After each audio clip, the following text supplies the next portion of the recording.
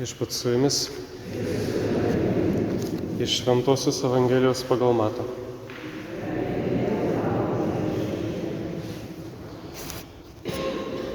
Anuo metu Jėzus pateikė minioms kitą palyginimą.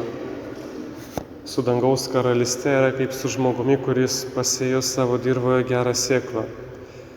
Žmonėms bemiegant atėjo jo priešas, pasėjo kviečiuose raugių ir nuėjo savo. Kai žalumo paaugėjo ir išplaukėjo, pasirodė ir raugas. Šeimininko tarnai atėjo ir klausė: šeimininkė, argi negerą sėklą pasėjai savo lauke? Iš kurgi atsirado raugių? Jis atsakė: tai padarė mano priešas. Tarnai pasisiūlė: jei nori, mes eisime ir jas išravėsime. Jis atsakė: ne, kad kartais ravėdami rauges neišrautumėte su jomis ir kviečiu. Palikite abejus augti iki pjūties. Pjūties metu aš pasakysiu pjovėjams: pirmiau išrinkite rauges ir suriškite, o pedelius sudeginti, o kviečius sukraukite į mano kloną. Tai Viešpaties žodis.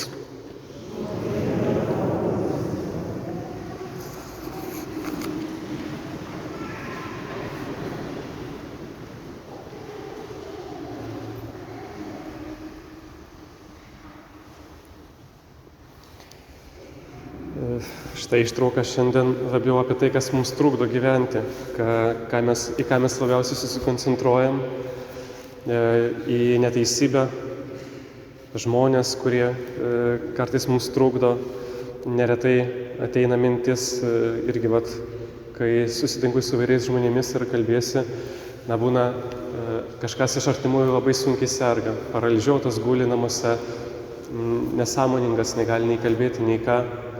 Ir žmogus nusprendžia, kad jau laikas, ar ne, bet jis vis gyvena, kad atrodo tarsi jau turėtų iškeliauti į kitą pasaulį, kad jau turėtų mirti. Begalė yra įvairiausių, ir mumise atrodo, yra tiek įvairiausių galbūt silpnybių, kurias norėtume pašalinti iš savo gyvenime, kad jo nebūtų. Tada atrodo, kad aš būčiau tobulas. Ir ta dirva, į kurią buvo pasėta sėkla, tai yra ne pasaulis, tai yra labiau kiekvienas iš mūsų, tai yra tavo širdis, kuri yra padalinta. Yra kviečių kažkoks laukas, bet kartu ir tuose, ten, kur yra kažkas gero auga, kartu yra ir tų raugių, tai kas nereikalinga. Bet kas yra tos raugės ir apie ką turime omenyje Evangelijoje? Neatsimenu vėlgi, nežinau, kažkas su atmintim, aš pavadinimo visiškai, nei pavadinimo, nei vardų pas mane atmintis neveikia su jais. Bet pamiršau, kaip tas augalas vadinasi, kuris pasėtas kartu su kviečiais, jis kol yra mažas, jis auga ir atrodo identiškai kaip geras augalas. Ir jo neišrausi, nes atrodo kaip kviečiai. Po kažkiek laiko, kai jis auga, jau po truputį, po kažkiek laiko pamatai, kad jis jau truputį išsiskiria nuo kviečių. Bet jo negali jau tada išrauti, nes jis savo šaknis, taip plačiai ten šaknis tos įauga į žemę, kad ir kviečių šaknis irgi ten persipina viskas. Ir jeigu tu trauksi raugę, tai kartu ištrauksi ir kviečius. Negali jų atskirti, nes jau šaknis jau taip susipinusios. Ir dar labai vienas man palyginimas labai patiko kartu su šituo, kad mums atrodo kartais kažką pradėjai daryti, tau labai patinka, tu jautiesi pakylėtas, tau nuotaika labai pakilo, nes tau patinka darbas, tau patinka tikėjimas, tau patinka galbūt žmogus netgi. Ir atrodo, čia yra tikras gyvenimas, čia yra laimė, kol tai yra jauna ir tai yra maža. Bet vėliau tai išauga. Ir po kažkiek laiko, kai viskam duodi laiko, tada gali atskirti, kur yra kviečių laukas, o kur tarp jų įsipainioja ir raugės. Viskam reikia laiko.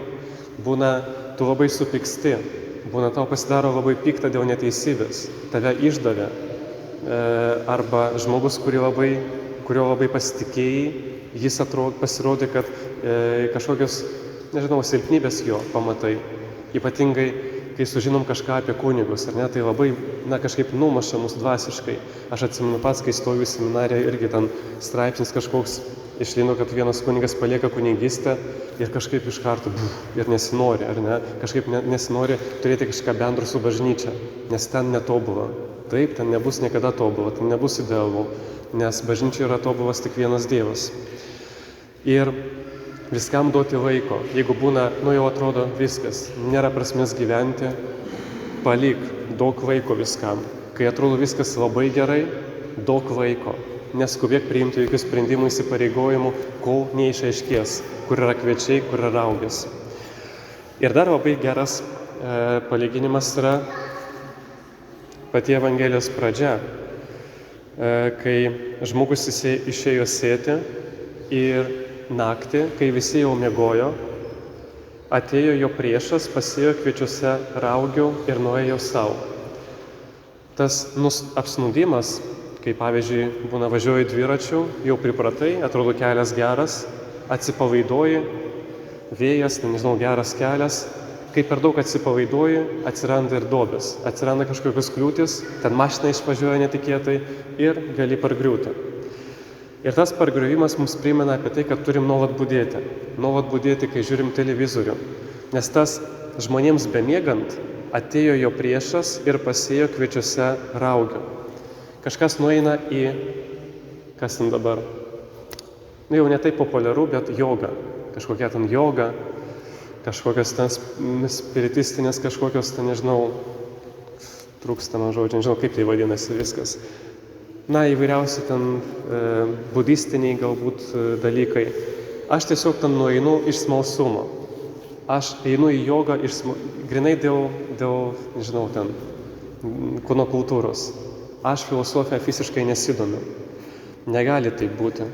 Jeigu jūs esat bažnyčioje, jūs girdite, jūs gali būti skeptikai.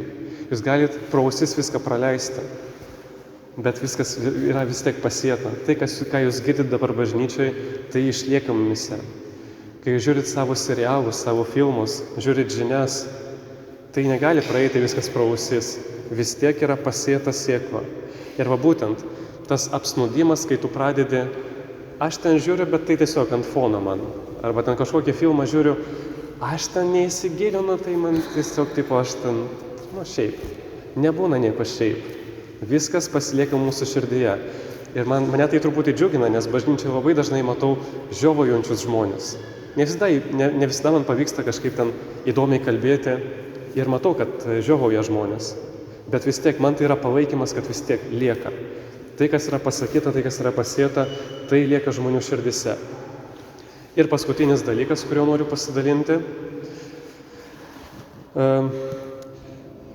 Gamtoje tai yra neįmanoma, kad iš raugės tai taptų kviečiai taptų. Bet su žmonėmis viskas yra įmanoma. Žmogus, kuris turi savyje tų raugių labai daug, turi savo praeitį, kuri kamuoja iki šiandien, nes jaunystės klaidos jos vėliau seka visą gyvenimą. Ir labai lengva vėliau atkristi į praeitį. Labai sunku išlaikyti tą pusiausvyrą ir tą gerą gyvenimą, taip vadinamą. Bet būtent, kad su žmogumi gali tai įvykti, kad tu pasidarai iš tos raugės kviečiais. Tu gali pasidaryti to žmogumi, kuris vėliau neša gėrį. Ir nepaisant to, kad mes kartais labai norim atsikratyti blogų įpročių. Kažką kamuoja galbūt neskaiščios mintis. Kažką kamuoja mintis apie gyvenimo nutraukimą.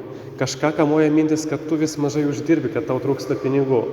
Ir tu vis negali nusiraminti. O kad Dievas man duotų, o kad Dievas man atimtų. Kažkas labai daug kalba, kažkas daug labai apkalba. Ir žiūrėkit, vienas labai trumpas palyginimas. Jeigu aš paimsiu peilį, tas daiktas peilis, jis pats savyje nėra blogas. Lygiai taip pat kaip ir tavo ydos, pavyzdžiui, apkalbos. Pats kalbėjimas nėra blogai.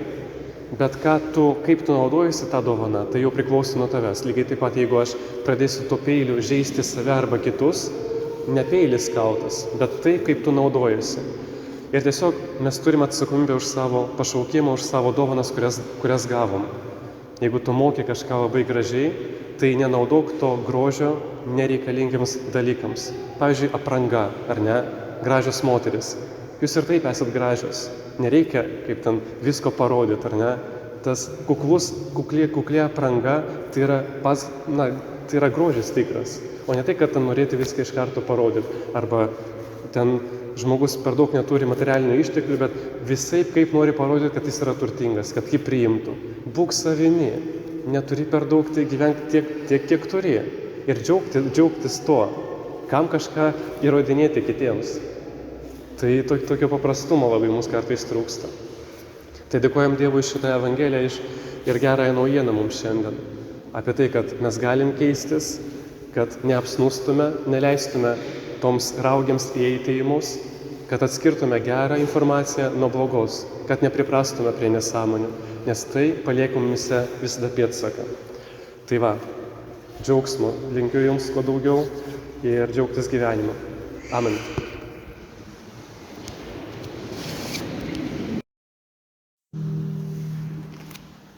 Viešpats su jumis. Iš Šventosios Evangelijos pagal Matą.